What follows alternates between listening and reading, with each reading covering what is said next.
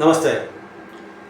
നമ്മൾ ഓവർ സ്മാർട്ടാവരുതെന്ന് പലപ്പോഴും നമ്മുടെ കാരണന്മാർ നമ്മളെ ഉപദേശിച്ച് തരാറുണ്ട്. അതുമാതിരി അധ്യാപകർ നമ്മളെ ഉപദേശിച്ച് തരും. ഭയങ്കര ഓവർ സ്മാർട്ട് ആവേണ്ടതാണെന്ന് കൂട്ടുകാർ പറഞ്ഞു തരാറുണ്ട്. എന്നാൽ ഈ ഓവർ സ്മാർട്ട് ആവരുത് അങ്ങനെ ചെയ്ത് കഴിഞ്ഞാൽ എന്തുണ്ടാവുക? ഇത് എന്ന് പറഞ്ഞെങ്കിൽ നമുക്ക് അനുഭവിച്ച് കഴിഞ്ഞാൽ അത് അറിയാൻ പറ്റുള്ളൂ. എനിക്ക് അങ്ങനെ ഓവർ സ്മാർട്ടായിട്ട് പണി കിട്ടിയ ഒരു കഥയാണ് ഞങ്ങളോട് പറയാൻ പോണത്. ചെറിയ കഥയാണ്, നടന്ന കഥയാണ്. ഞാൻ മദ്രാസ് ജോലി ചെയ്തുകൊണ്ടിരിക്കുമ്പോഴേ ഒരു ഡിപ്പാർട്ട്മെൻറ്റിൻ്റെ ചീഫായിരുന്നു. അതായത് ഗോഡൗൺ, ഞാനൊരു വലിയ ഓട്ടോമൊബൈൽ റീറ്റെയിലറുടെ മദ്രാസ് ബ്രാഞ്ചിൻ്റെ ബ്രാഞ്ചിൻ്റെ ഗോഡൗൺ ഇൻചാർജ് ആയിരുന്നു. അങ്ങനെ ഗോഡൗൺ ഇൻചാർജായിട്ട് വർക്ക് ചെയ്യുമ്പോൾ ഉണ്ടായൊരു സംഭവമാണ്. അവിടെ വരുന്ന സ്പെയർ പാർട്സിൻ്റെയൊക്കെ മുഴുവൻ ഉത്തരവാദിത്വം ആ ഗോഡൗണിലത്തെ ആളുകൾക്കാണ് ഉണ്ടാവുക. എന്താ കാരണം എന്നുണ്ടെങ്കിൽ അവിടെയാണ് നമ്മൾ ഇപ്പോൾ സ്റ്റോറിലേക്കുള്ള സാധനങ്ങളൊക്കെ വന്ന് പെട്ടി ഓപ്പൺ ചെയ്തിട്ട് സ്റ്റോറിലേക്കൊക്കെ അയക്കണത്. അതുമാതിരി ബ്രാഞ്ചുകളിലേക്ക് വന്ന് അവിടെ നിന്ന് തന്നെയായിരുന്നു അയച്ചത്. സെൻട്രൽ സ്റ്റോറുകൾക്ക് പിന്നീടാണ് നമ്മൾ സെൻട്രൽ സ്റ്റോറിൽ നിന്നുള്ള സപ്ലൈക്ക് ആയത്. എങ്കിലും ഗോഡൗണാണ് മെയിനായിട്ടുള്ള സ്ഥലം. പുതിയതായിട്ട് നമ്മുടെ ബ്രാഞ്ചുകളിലേക്ക്, നമ്മുടെ കമ്പനിയിലേക്കൊക്കെ വരുന്ന സ്റ്റാഫിനുള്ള ട്രെയിനിങ് അവിടെയാണ് കൊടുത്തിരുന്നത്. ട്രെയിനിങ് കൊടുക്കാന്ന് പറഞ്ഞു കഴിഞ്ഞാൽ 2-3 മാസം കഴിഞ്ഞിട്ടാണ് അവരൊക്കെ നല്ലൊരു സെയിൽസ്മാനായിട്ട് രംഗത്തേക്ക് വന്നിരുന്നത്. അപ്പോൾ ഒരു മിനിമം ഒരു 2 മാസം അല്ലെങ്കിൽ 1 മാസമൊക്കെ അവിടെ, അതായത് നമ്മുടെ അവൈലബിലിറ്റി അനുസരിച്ച് എന്ന് പറഞ്ഞിട്ടുണ്ടെങ്കിൽ ഏതെങ്കിലും സെക്ഷനിലെ ആൾക്കാരെ അധികം പെട്ടെന്ന് ആവശ്യം ഉണ്ടെങ്കിൽ എന്ത് ചെയ്യും, പെട്ടെന്ന് ഇവിടുന്ന് ട്രെയിനിങ് കഴിഞ്ഞിട്ടാണ് പോയിക്കൊണ്ടിരിക്കുന്നത്. അപ്പോൾ അവിടെ സെക്ഷനിൽ വലിയ അത്യാവശ്യം ഇല്ലെങ്കിൽ പിന്നെ ഇവർക്ക് എന്തെങ്കിലുമൊക്കെ ഇത് മനസ്സിലാവേണ്ടത്. അതായത് വാഹനത്തിനെ കുറിച്ചിട്ട് വലിയ ഐഡിയ ഇല്ലാത്ത കുട്ടികളായിരിക്കും നമ്മുടെ ഗ്രാമങ്ങളിൽ നിന്നൊക്കെ അന്ന് അവിടെ എത്തിപ്പെട്ടിരുന്നത്. അപ്പോൾ അവർക്കുള്ള സ്പെയർ പാർട്സിനെ കുറിച്ചുള്ള അത്യാവശ്യം ഒരു ബേസിക് ഐഡിയ കിട്ടിയതിന് ശേഷം മാത്രമേ അവരെ സെക്ഷനിലേക്ക് വിടാറുള്ളൂ. അപ്പോൾ അവരെ ട്രെയിനിങ് ചെയ്യുന്നത് ഞങ്ങളുടെ ആ ഡിപ്പാർട്ട്മെൻറ്റിലായിരുന്നു. അപ്പോൾ ഞങ്ങൾ നമ്പർ 1 ആളുകളായിരിക്കണം. ഞങ്ങളാണ് ഗുരുക്കന്മാരെന്ന് ഞങ്ങളുടെ ആ പ്രവൃത്തി പോലെ ഇരിക്കും ബാക്കിയുള്ളവരൊക്കെ. അപ്പോൾ ഇത് ഓവർ സ്മാർട്ടമാണ് അവരെന്ന് പറയാനുള്ള കാരണം എന്ന് വെച്ച് കഴിഞ്ഞാൽ, അന്ന് ഒരുപാട് വിലപിടിപ്പുള്ള സാധനങ്ങൾ, സ്പെയർ പാർട്സിൻ്റെ വിലകൾ അറിയാലോ. അത് ഇമ്പോർട്ടഡ് വാഹനങ്ങൾ തൊട്ട് ഇന്ത്യൻ വാഹനങ്ങൾ വരെയുണ്ട്. ഇപ്പം ഇന്ന് കേൾക്കാത്ത പേരുകളുള്ള വാഹനങ്ങൾ, അതായത് ഫർഗോ, മെറ്റഡോർ, അംബാസഡർ തുടങ്ങിയിട്ടുള്ള എല്ലാ വാഹനങ്ങൾ, അതുമാതിരി DPCD എന്ന് പറഞ്ഞിട്ടുള്ളൊരു സെക്ഷൻ. അതായത് DPCD എന്ന് പറഞ്ഞിട്ടുണ്ടെങ്കിൽ ഇമ്പോർട്ട് വാഹനങ്ങൾ മാത്രം ഇവിടെ സൂക്ഷിച്ചിരുന്നൊരു സ്ഥലമുണ്ട്. അപ്പോൾ ഇങ്ങനെയൊക്കെ ഉള്ളൊരു സ്ഥലത്ത് ഉണ്ടായ സംഭവം എന്ന് പറഞ്ഞിട്ടുണ്ടെങ്കിൽ ദിവസേന ഞങ്ങൾക്ക് ഡ്രൈവർമാർ തന്നെ അവിടെ ഒരു 3-4 ഡ്രൈവർമാരുണ്ടായിരിക്കും. വാഹനങ്ങൾ അതിനനുസരിച്ചിട്ടുണ്ടെന്ന് നമുക്ക് പാർട്സ്, സ്പെയർ പാർട്സ് അങ്ങോട്ടും ഇങ്ങോട്ടും ഞങ്ങളുടെ ബ്രാഞ്ചുകളിലേക്ക് കൊണ്ടുപോകാനായിട്ട്, അതുമാതിരി സ്പെയർ പാർട്സ് ഇപ്പോൾ ലോറി ഓഫീസുകളിൽ നിന്ന് കളക്ട് ചെയ്യാനായിട്ട്, കൊറിയർ ഓഫീസുകളിൽ നിന്നൊക്കെ ചിലപ്പോൾ നമുക്ക് അർജൻറ്റിന് പോയിട്ട് നമ്മൾ എടുക്കേണ്ടതുണ്ട്. അങ്ങനെയൊക്കെ സംഭവിക്കാറുണ്ട്. എന്തിനു പറയണം, അപ്പോൾ എല്ലാത്തിനും നമ്മളിവിടെ പ്രിൻ്റ് ചെയ്തിട്ടുള്ള പേപ്പറുകളാണ് നമ്മൾ അവിടെ കോമൺ ആയിട്ട് അടിച്ച് വെച്ചിട്ടുണ്ടാവും. അതിൽ നമ്മൾ ഏത് ബ്രാഞ്ച് എവിടെ നിന്നാണ് വരുമ്പോൾ, ഡൽഹിയിൽ നിന്നാണ് നമുക്ക് വരുന്നതെങ്കിൽ അവിടെ ഡൽഹിയിൽ നിന്ന് എഴുതി ഫ്രം ഡൽഹി, അവിടെ കമ്പനിയുടെ പേര് എഴുതും. ഫ്രം ഡൽഹി മെസ്സേഴ്സ് ഇന്ന സ്ഥാപനത്തിൽ നിന്ന് നമുക്ക് പാഴ്സൽ അയച്ചിട്ട് എത്ര പാഴ്സൽ അയച്ചാൽ 4, 5 എത്ര വെച്ച് കഴിഞ്ഞാൽ അല്ലെങ്കിൽ 11, 12 അയച്ചിട്ടുണ്ടാവും. അവിടെ എഴുതിയിട്ട് അതിൻ്റെ ഡീറ്റെയിലൊക്കെ എഴുതിയിട്ട് നമ്മൾ LR കോപ്പി ഉണ്ടെങ്കിൽ LR കോപ്പി കൊണ്ടുപോകും. അപ്പോൾ അതിൻ്റെ കൂടെ LR കോപ്പി ഉണ്ടെങ്കിൽ വലിയ പ്രശ്നമില്ല. ആ LR കോപ്പി കാണിച്ചു കഴിഞ്ഞാൽ നമുക്ക്, അതായത് ലോറി പാഴ്സൽ ബുക്ക് ചെയ്യണമെങ്കിൽ LR കോപ്പി അതൊക്കെ കൊണ്ടുപോയി കഴിഞ്ഞാൽ നമുക്ക് വാങ്ങിക്കാം. ചില സംഭവങ്ങളിൽ LR കോപ്പി ഉണ്ടാവില്ല, നമുക്ക് മെയിൽ വന്നിട്ടായിരിക്കും ഇങ്ങനെ പാഴ്സൽ അയച്ചിട്ടുണ്ട് അതിന് മുന്നേ. അപ്പോൾ അതിൻ്റെ ഫോട്ടോ കോപ്പി എന്തെങ്കിലും ഉണ്ടാവും, അല്ലെങ്കിൽ LR നമ്പർ ഉണ്ടാവും, അതിൻ്റെ നമ്പർ മാത്രമേ ഉണ്ടാവുള്ളൂ. എന്തിനു പറയണം, നമുക്ക് പാഴ്സല് ഒരു സ്ഥലത്തു നിന്ന് അയച്ചത് ഒരു 7-8 പാഴ്സലുണ്ട്.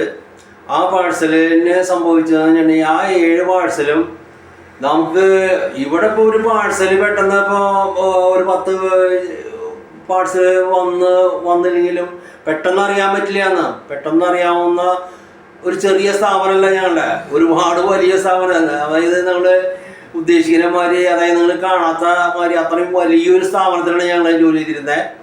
അപ്പോൾ അവിടെ മാനേജർക്ക് എല്ലാത്തിലും മാനേജരെ കൊണ്ട് സൈൻ വായിക്കാനാണ് പതിവ്. ഇതിൻ്റെ കോപ്പി ചെയ്തപ്പോൾ പിന്നെ ബാംഗ്ലൂരിൽ നിന്ന് പാഴ്സൽ വന്നിട്ടുണ്ട്, അയച്ചിട്ടുണ്ട്. അത് ഈ വരുന്ന ആൾക്ക് വശം കൊടുത്തയക്കാൻ താല്പര്യം എന്നൊക്കെ പറഞ്ഞുള്ളത് ഇംഗ്ലീഷിൽ അടിച്ച് നമ്മളത് ഫില്ലപ്പ് ചെയ്ത് കൊടുക്കും. അവിടെ മാനേജർ സൈൻ ചെയ്യും, സീൽ വയ്ക്കും. ഇത് എല്ലാത്തിനും എപ്പോൾ നോക്കിയാലും പോയി മാനേജറെ ശല്യം ചെയ്യണ്ടെന്ന് വിചാരിച്ചിട്ട് എന്ത് ചെയ്യണം, ഈ 4 ഉപയോഗിച്ചിട്ട് സൈൻ ചെയ്യാന്നുള്ളത് നമ്മൾ പണ്ട് ഞാൻ എവിടെയോ പഠിച്ചിട്ടുണ്ടായിരുന്നു. 4 ഉപയോഗിച്ച് കഴിഞ്ഞിട്ടുണ്ടെങ്കിൽ എത്ര വലിയ ആളെ ഒപ്പുവാണെങ്കിലും 4.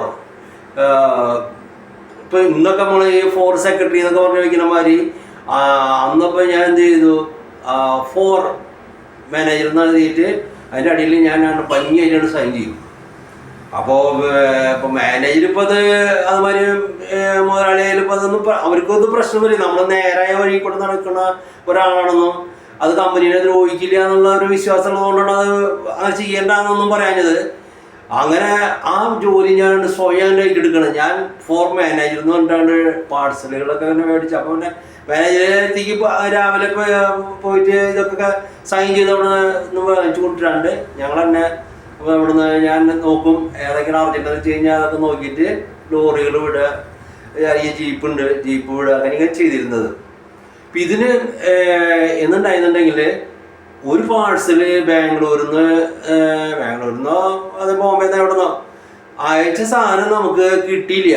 നമുക്ക് പാഴ്സല് നമുക്ക് കിട്ടിയില്ല. പാഴ്സല് ഒരു ദിവസം കഴിഞ്ഞു, 2 ദിവസം കഴിഞ്ഞു. അപ്പോൾ അത് ക്ലിയർ ചെയ്തു എന്ന് പറഞ്ഞിട്ട് ഫോൺ ചെയ്ത് ചോദിക്കുമ്പോൾ പറയാം അത് ക്ലിയർ ചെയ്ത് അത് ഡെലിവേർഡ് ആണെന്ന് പറഞ്ഞ് അവസാനിപ്പിച്ചു. അന്വേഷിച്ച് പിടിച്ചു വന്നപ്പോൾ അവിടെ എൻ്റെ കൈയക്ഷരം, എൻ്റെ ഈ ഒപ്പിൻ്റെ പോലെയുള്ള ഒരു പേപ്പർ, നമ്മൾ ഇത് അത്രയും അത്യാവശ്യ സാധനമാണെങ്കിൽ ഈ ചോദിച്ചിട്ടുണ്ടാവുക. എന്തായാലും അത് പോയി നോക്കുമ്പോൾ അതും ക്വാണ്ടിറ്റി എന്ന് വെച്ചാൽ വിലപിടിപ്പുള്ള സാധനങ്ങളായിരിക്കും. അന്ന് ഒരു വിലപിടിപ്പ് എന്ന് പറഞ്ഞാൽ 1 ലക്ഷം 2 ലക്ഷം രൂപ എന്നൊക്കെ പറഞ്ഞു കഴിഞ്ഞാൽ ഒരു 25 വർഷം മുന്നേ 30 വർഷം മുന്നത്തെ കഥയിലേ പറയണത് കേട്ടോ. ആ വർഷത്തിന് അപ്പോൾ അത്രയും വിലപിടിപ്പുള്ള സാധനങ്ങൾ നമുക്ക് മിസ്സായി കഴിഞ്ഞിട്ടുണ്ടെങ്കിൽ അത് കുറിച്ച് അന്വേഷിക്കേണ്ട കാര്യം തന്നെയാണ്. അപ്പോൾ അവിടുന്ന് ഡെലിവറി ആയിട്ടുണ്ടെന്ന് പറയുക. ഡെലിവറി ആയിട്ടുണ്ടെന്ന് പറഞ്ഞാൽ നമുക്ക് ആ സാധനം കിട്ടാണ്ടിരുന്നു. അന്വേഷിച്ച് പിടിച്ച് വന്നപ്പോൾ എൻ്റെ സൈനുണ്ട് ഈ സാധനം ഞാൻ ആൾക്കാരെ വിട്ടിട്ട് ഞാൻ ദിവസേന വിടാറുണ്ട്. ഇപ്പോൾ അതിപ്പോൾ ഒരു 4 ദിവസം കഴിഞ്ഞിട്ട് ചോദിച്ചു കഴിഞ്ഞാൽ പെട്ടെന്ന് അന്ന് പോയിട്ടുണ്ടല്ലോ. സാധാരണ ഒരാൾ പോകാറുണ്ട്, അയാൾ പോവും. അപ്പോൾ ആ സാധനം ഡെലിവറി ആയിട്ട് ഞാൻ ഒപ്പിട്ടുണ്ട് വാട്സപ്പിൽ, ഇവിടെ ആൾക്കാർ പോയിട്ട് എടുത്തിട്ടുണ്ടെന്ന് പറഞ്ഞു. അവർ എന്നെ പറഞ്ഞ് അവസാനിപ്പിച്ചു. ഇത് പോലീസ് കേസായി ഞങ്ങൾക്ക് വാട്സപ്പ് കിട്ടിയില്ല. അവരൊന്നീന്ന് സാധനം ഡെലിവറി ചെയ്തിട്ടുണ്ട്. അപ്പോഴാണ് ഈ ഒപ്പിൻ്റെ വില മനസ്സിലാവുന്നത്. ഈ ഒപ്പിൻ്റെ വില മനസ്സിലാവുന്നത് ആവശ്യമായിട്ട് പോയിട്ട് എന്താ ഓവർ സ്മാർട്ട് ചെയ്തിട്ട് ഈ 4 മാനേജർ എന്ന് പറഞ്ഞിട്ടുള്ള സൈൻ ചെയ്തതാണ് ഇതിൻ്റെ പ്രശ്നം. അപ്പോൾ അതുകൊണ്ട് ഞാൻ അതിൽ സാക്ഷി പറയേണ്ട ഒരു ഗതികേട് വന്നു. ഞാൻ സാക്ഷി പറയുന്നത് കഴിഞ്ഞാൽ ഈ ഒപ്പ് നിൻ്റെ തന്നെയല്ലേ എന്നാണ് ചോദിക്കുന്നത് ഫസ്റ്റ്.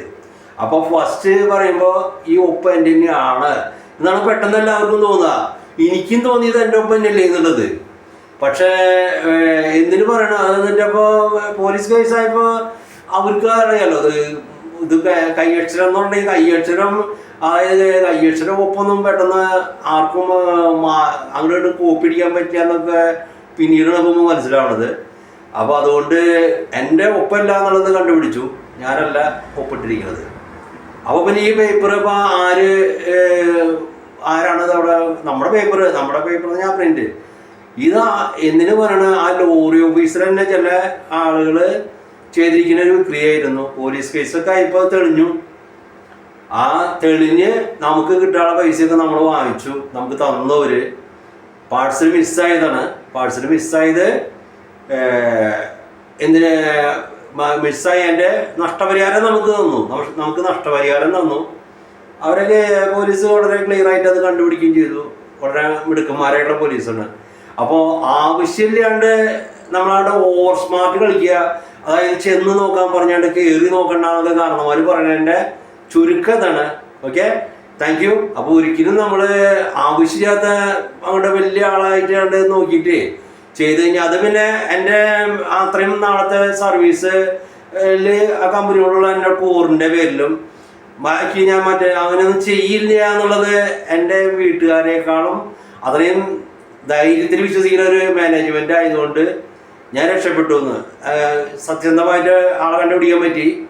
അപ്പോൾ അങ്ങനെയൊക്കെ അത് കണ്ടുപിടിക്കാൻ പറ്റിയില്ലെങ്കിൽ ചെയ്യുന്നത് ഞാൻ അതിൻ്റെ അത്രയും വലിയൊരു എമൗണ്ടിൻ്റെ ഉത്തരവാദിത്തം ഏറ്റെടുക്കേണ്ടി വന്നേനെ.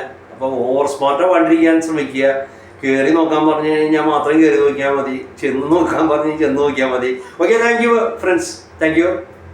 അപ്പോൾ ഇതാണ് ഉണ്ടായ കഥയാണ് കേട്ടോ.